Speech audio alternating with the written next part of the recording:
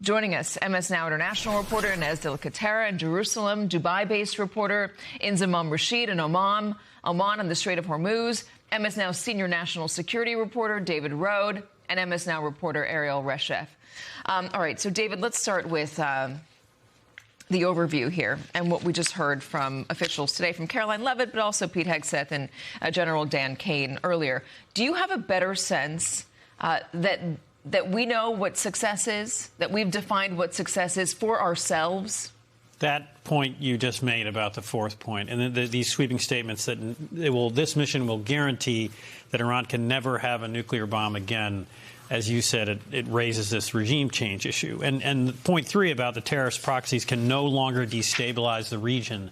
I just don't know how you achieve that without long-term control. And look, if they want to say weaken their proxies, if they want to, they are weakening and taking out a lot of their ballistic missiles. They are weakening their Navy. But it's this sort of sweeping claim that they're going to end this forever that gets into the key contradiction here. And just a last thing on Hegseth. And look, he served in Iraq and Afghanistan. I've not served in the military, and I respect him for that. I covered Afghanistan and briefly Iraq. It's just he's talking about air superiority, where the U.S. has planes overhead and they can sort of, bomb anyone they want. The U.S. had total air superiority for years, for 20 years in Afghanistan and for years in Iraq.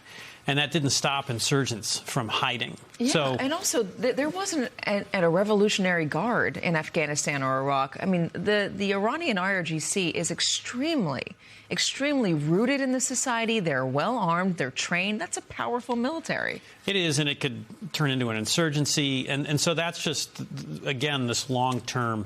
It's concerning that he's sort of so enamored of the sort of power of these American, modern weaponry. And it is extraordinary, but it doesn't mean you're going to just win the war and the other side is just going to capitulate. Give me your reporting about the negotiations, because the administration keeps saying that the reason they had to do this is because the Iranians were lying to them in negotiations and being stubborn about their nuclear program.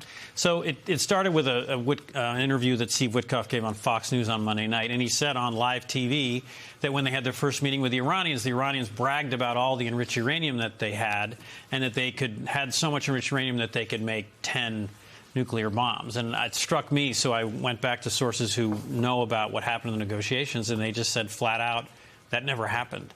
The Iranians never happened. And then we actually had earlier today on MS Now the deputy foreign minister of Iran, and he confirmed what I was also told was that the Iranians have this enriched uranium, and they were willing to hand it over as part of the deal. That's what they said to Witkoff. So it's just, again, back to what led them to carry out these strikes now. Why was there such a rush? And then what's the objective? It's all still unclear. All right, so Inzamam, let's talk about the broadening of this war. We've been talking to you about the UAE quite a bit and how they're positioning themselves, how they feel. Axios had reporting that the UAE says it's seen more drones, more strikes on their territory than Israel has so far, and that's deeply angering them. What can you tell us about officials there and what they are actually considering, and also what you're seeing on the Strait of Hormuz?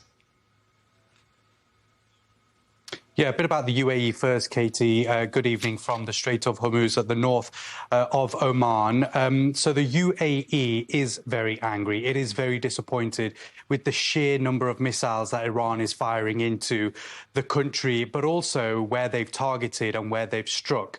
We saw late last night the US Consul General in Dubai hit as a result of Iranian missile fire. We've seen the airport in Abu Dhabi, the airport in Dubai. We've seen a five-star hotel targeted. We've seen scared tourists, scared residents across the UAE. Yes, they've done an incredible job in terms of their missile defense mechanisms, their missile defense systems. Around 93% of Iran's barrage of missiles and drones have been shot down by the United Arab Emirates Ministry of Defense. I actually saw the other day some of those drones, those Iranian drones and ballistic missiles that they had shot down, charred and twisted from recovering them from the desert and the sea. And the UAE has been praised for that. But their patience is wearing thin. I spoke the other night to the UAE president's diplomatic advisor, Dr. Anwar Gargash, and he told me that the possibility of a UAE or Gulf strike on Iran is definitely still on the table. So it's something that they're not taking lightly, and it's an option that is very much in the armory of the UAE and could potentially come out if discussions, if negotiations don't go to plan. As I mentioned last night, we knew that there was a high-level UAE delegation that had taken a trip out to Iran. It's my understanding that there were a number of discussions on that agenda, but one of the main ones was actually around missile defense systems. There are questions whether the Gulf has been running low or whether the maths doesn't actually add up. Iran has got a number of cheap Shahed drones. They've got a number of missiles that they've been firing into the UAE and Gulf nations. The big question is whether the UAE and those Gulf nations have enough missile defense systems, mainly from the US, to actually shoot them down and to keep its people safe. So patience is wearing thin through all the Gulf countries, not just the UAE, and we'll have to see whether they decide to do something in the near future. If I may, Katie, let me tell you a bit about what's going on here at the Straits of Hormuz. You can see it just behind me, very dark tonight, but a number of ships in the distance. There are around 200 ships, vessels now blocked from passing through the Strait of Hormuz. They're blocked on either side of it, and this conflict is choking and paralyzing the Gulf's key oil routes, sending energy prices through the roof. We've seen oil now increase by 14% since this war began. The Iranian Revolutionary Guard has full control of the Strait of Hormuz now. That's what they are claiming, and they are not letting any vessel pass through. They say if anyone does, we will burn that ship. They vowed not to let a single drop of oil leave the region. That's what they've said, and now we've got those 200 or so vessels backed up as a result. Tonight, Katie, just around the corner from where I am, a few kilometers down the Strait of Hormuz, we've seen an attack on a Malta vessel. 2 missiles targeted by Iran to this Maltese vessel. The Omani Naval Force had to rescue 24 crew members, give them medical attention. That just gives you a sign of how dangerous the strait is tonight. If Donald Trump wants to try and take US Navy ships to direct some of the vessels through the strait, that will be an incredibly difficult task. Analysts suggest that even if he does that, it won't touch the sides of what the world needs. So whilst these missiles,